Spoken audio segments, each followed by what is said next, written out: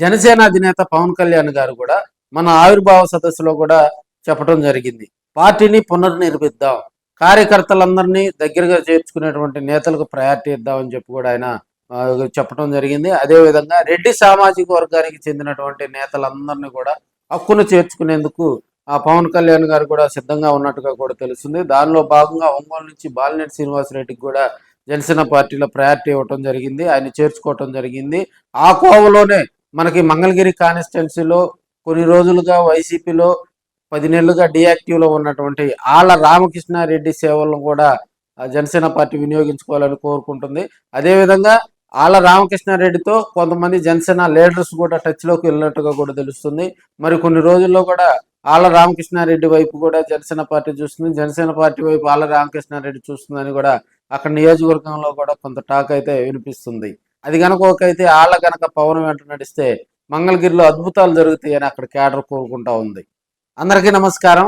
ఆళ్ల రామకృష్ణారెడ్డి ఈ పేరు చెప్తేనే ఆంధ్రప్రదేశ్ రాష్ట్ర రాజకీయాల్లో కూడా ఒక రైతు బిడ్డ, అదేవిధంగా ఎమ్మెల్యే అయితే ఎలా ఉంటుంది అనే విషయాలు గుర్తుకొస్తూ ఉంటాయి. 2014, 2019 ఎన్నికల్లో కూడా మంగళగిరిలో తిరుగులేని నేతగా కూడా ఆళ్ల రామకృష్ణారెడ్డి గెలుపొందడం జరిగింది. ఆయనకంటూ ఒక బ్రాండ్ ఉంది. ఆయన 2014లో తెలుగుదేశం పార్టీ గెలిపోయిందన్నా కూడా ఆయన పార్టీ మారకుండా 2019లో మళ్ళీ అదే మంగళగిరిలో లోకేష్ బాబును కూడా ఓడించి తన సత్తా చాటినటువంటి వ్యక్తి.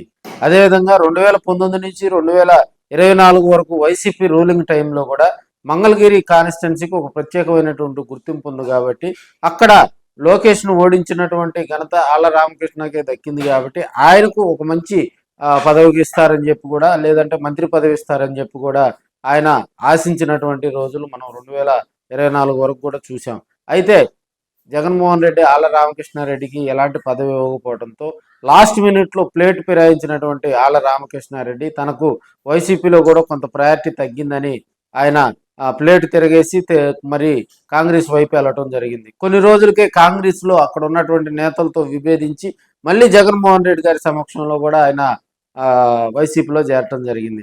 అయితే 2024 ఎన్నికల్లో ఆయన ఆళ్ల రామకృష్ణారెడ్డి గారు మంగళగిరి నుంచి పోటీ బరిలో నుంచుంటారు. లోకేష్కి, రామకృష్ణారెడ్డికి ఇద్దరికి టగ్ ఆఫ్ వారు జరిగిద్దని చెప్పి అందరూ భావించిన నేపథ్యంలో మురుగుడు లావణ్యని అక్కడికి తీసుకొచ్చి జగన్మోహన్ రెడ్డి సరికొత్త ప్రయోగం చేశారు.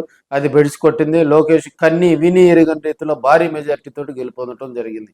అక్కడి నుంచి సైలెంట్ మోడ్లోకి వెళ్ళినటువంటి రామకృష్ణారెడ్డి 2019 నుంచి 2024 వరకు కూడా అక్కడ రాజధాని రైతుల సమస్యల మీద ఆయన ఉక్కుపాదం మోపినటువంటి నేత.